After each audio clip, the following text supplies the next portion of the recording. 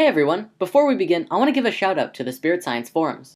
The forums now have over 3,000 individuals who are consciously participating in the discussions about the universe. If you want to ask questions, share information and videos, and meet your spirit family, the Spirit Science forums are a great place to start. Everyone is very caring and loving, nobody is left out, and it's a beautiful place to just hang out.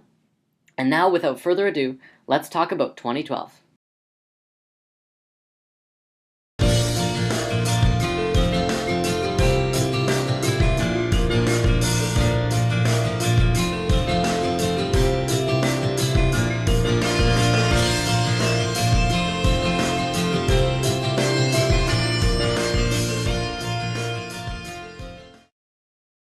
There can be no peace until we find peace within. Wow, 2012. Here we are at long last. Many cultures have been awaiting the time we're in right now for thousands of years. And one of the biggest, most prominent cultures that have brought 2012 to the forefront of our awareness are the Mayans, through their long count calendar. Now, the Mayan calendar is actually the most detailed, specific, and accurate calendar on the planet, but to go into depth on it right now would take a very long time. We will dive into specifics of the calendar later on, but for now let's take a look at the general prophecies that were foretold thousands of years ago, all about the time that we're in right now. According to the Mayans, the solstice on December 21st, 2012, precisely at 11:11 a.m. Universal Time, marks the completion of the 5,125-year Great Cycle of the Mayan long count calendar. 2012 also marks the completion of the 26,000-year precession of the equinoxes cycle, which we discussed in Lesson 5. According to the calendars, it also signifies the end of a 144,000-year cycle, a 78,000-year cycle, and a 26 million-year cycle. The 2012 date marks the completion of this world age cycle, but it does not signify the end. Well, it kind of does. It's the end of what we know, and into a transition of something new. It is a transitional state, but it definitely does not mean this.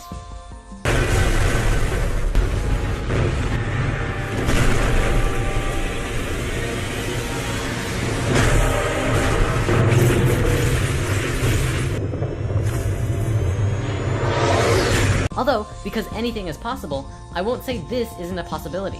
Ultimately, we can't know what's going to happen, but we do have control over the potential of what we experience. We'll come back to that.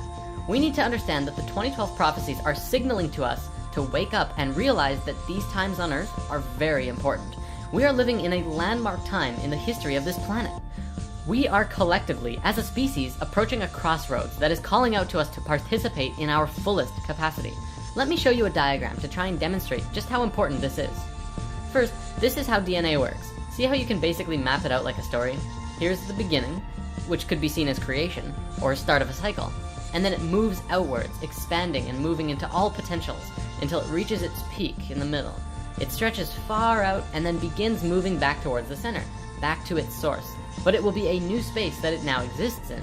Then it returns back to a center point, where it ends, or transitions, into a state where it expands out once more, continuing its infinite cycle of expansion and contraction. One could also say that it moves through the chakras, moving from a low frequency to an incredibly high frequency, where it will unite and transition out once more. Now think of the human species like this, and 2012 being that point of unity where everything comes together, right before starting off again and expanding out into something new and different. This is basically what's happening right now on Earth, but there's a catch. We have absolutely no idea how we're going to expand out, because there are so many potentials with what's happening on the planet right now. Let's go over a few of the basic ones.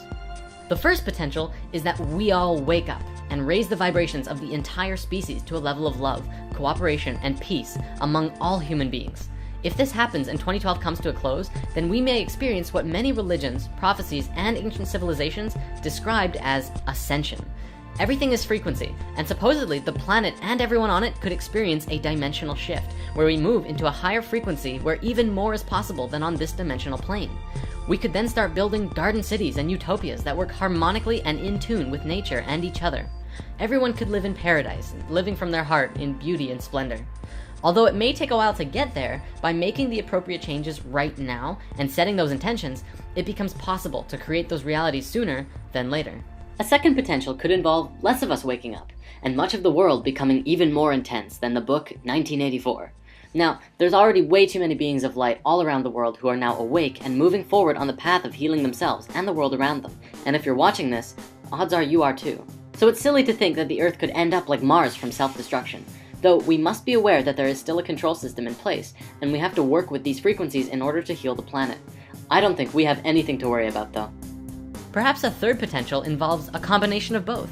Maybe the beings who raise their own vibrations will move on to the next level of life, and begin working with the frequencies of the planet from a higher spectrum. Maybe then the beings who stick around on the lower frequencies end up slowly working together through the darkness and eventually raise up as well. Or even do something completely different, like merge their consciousness into technology like the Borg. I mean, I know our current technology isn't anywhere near there yet, but Earth doesn't have to die even if the people in the lower frequencies keep warring. They're just potentials, and hey, they're pretty fun to think about. On the topic of pole shift and ascension and all that, that's another thing I want to say, that although many religions and cultures speak about this, including the Christian Bible, this is still something of an unknown. A dimensional shift would be absolutely amazing, but we do not have to change dimensions to change the world. We won't know it until it happens, if it happens. But if it does, it would be good to be prepared, right? We'll come back to this in a bit. Now, regardless of all of the potentials we can come up with, let's bring it back to this diagram. Think about how this applies in your life. Every day you live could be seen as one mini spiral. However, 7 small spirals make one larger one across the 7 small ones. This is a week. Then several weeks create a month. Several months create a year. You can map that over your life and see from birth to death, which is just like the Mayan calendar, not the end, but a transition into new level of life. We discussed death in lesson 9, astral projection. Consider 2012 like this diagram, where there are not just several smaller cycles ending, but some very large ones, all at the same time in different windows. Some of them are 4-year windows, some of them are 100-year windows, but all of them essentially are wrapped around this center point. This is where we are right now, not yet at the end of the cycle, but getting very close. This is such an exciting time for us. As mentioned earlier, we cannot know what is going to happen, and I'm not going to tell you it's going to be this or that, because I don't know either. We will change the outcome depending on our being. What's going to happen? You decide. In lesson 1, we discussed how you create your own reality. Many people argued that it didn't make sense when others influence your life from out of the blue. What we didn't discuss, but probably should have, is that we are a collective. We are one species. You create your own reality, but we are all co-creating our realities together on a much broader scale. Think of an ant colony. Each individual ant decides where they want to go, what food they want to collect, and how they want to do it. But collectively, they are all working together to gather food for everyone and do what is necessary for the group, whether it be digging tunnels or gathering leaves. Humans are like that, except our mentality of do what's best for everyone is replaced with get enough money to survive, don't worry about the starving people on the street, help giant entities known as businesses take more money from the people, and don't question what's going on. We're doing it to ourselves, and we're doing it together. Together is the key word here. Together, we can break through barriers. Together, we can absolutely change the world, but we can only do it together, not individually. Individually, we can change our own individual world, which is where we need to start. When we learn that we can all get along with each other, regardless of race or belief or level of consciousness, we learn that absolutely anything is truly possible.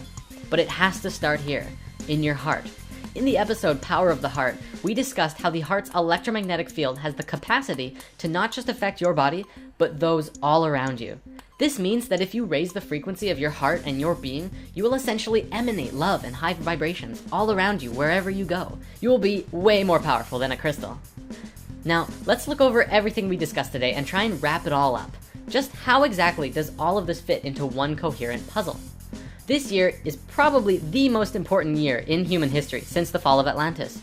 This is the year when everything comes smashing together and we see what we've created for ourselves. This giant web of a society that just doesn't work and only serves to put more people into poverty and chaos. What are we going to do about it, and how are we going to get there? Where do we want to go?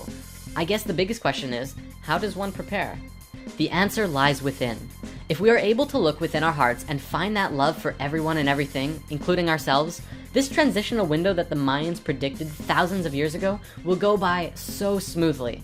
Through mass numbers of individuals doing just this, everyone will begin to treat each other better and begin working harmonically through a new state of understanding that we are all one being.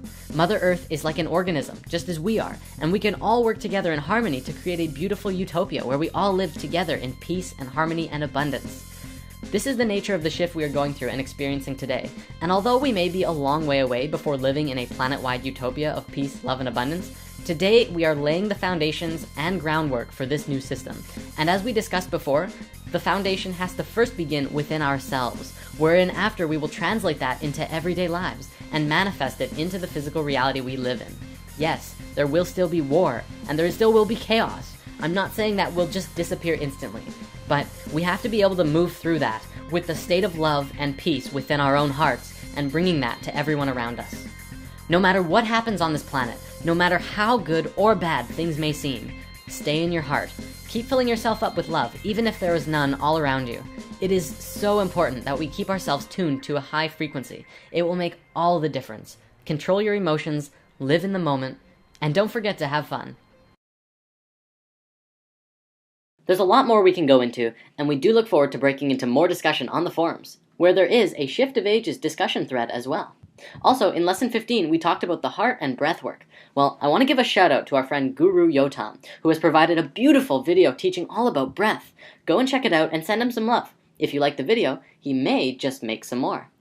Namaste, everyone.